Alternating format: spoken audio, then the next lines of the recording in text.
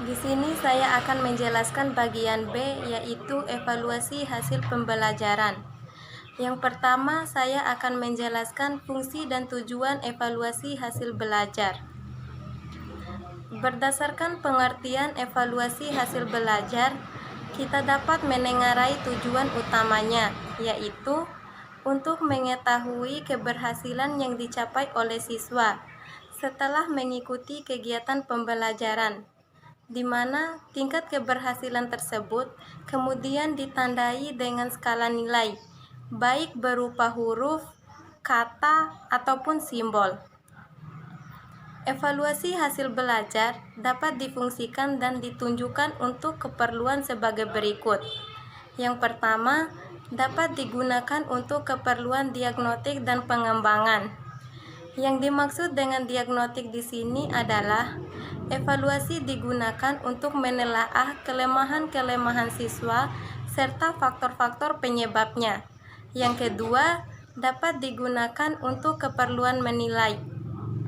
Maksudnya di sini adalah evaluasi dapat digunakan untuk menilai siswa sesuai dengan program kegiatan yang dilaksanakan. Yang ketiga, dapat digunakan untuk program kenaikan kelas. Dan yang keempat, dapat digunakan untuk keperluan penempatan. Kemudian di sini saya akan menjelaskan bagian yang kedua, yaitu sasaran evaluasi hasil belajar. Ranah tujuan pendidikan berdasarkan hasil belajar siswa dapat diklasifikasikan menjadi 3 bagian. Yang pertama, tujuan ranah kognitif. Yang kedua, tujuan ranah efektif. Dan yang ketiga, tujuan ranah psikomotorik. Di sini saya akan menjelaskan bagian yang pertama, yaitu tujuan ranah kognitif. Tujuan ranah kognitif berhubungan dengan ingatan dan pengenalan terhadap pengetahuan dan informasi serta pengembangan keterampilan-keterampilan intelektual. Penggolongan ranah tujuan kognitif oleh Bloom mengemukakan adanya 6 kelas atau tingkat.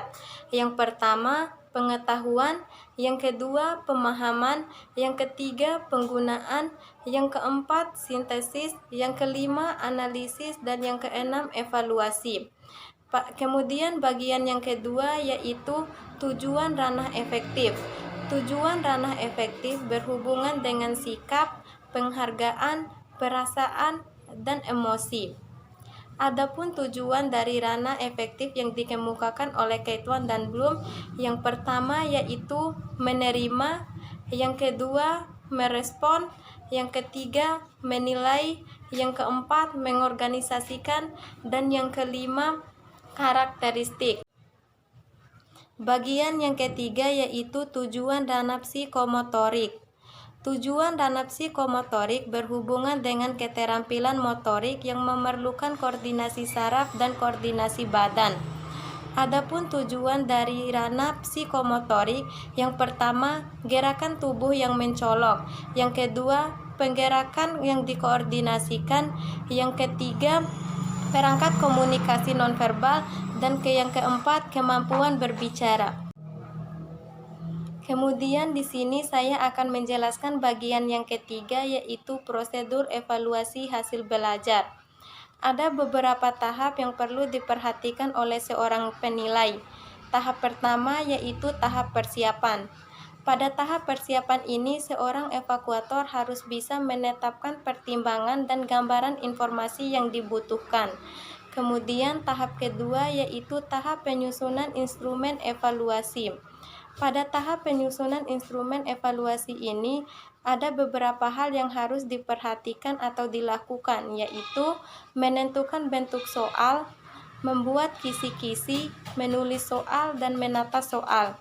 Kemudian tahap yang ketiga yaitu pelaksanaan penyusunan.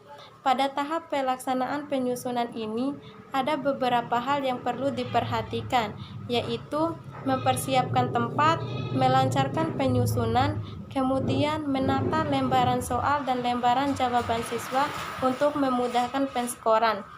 Kemudian tahap yang keempat yaitu tahap pengolahan hasil penilaian.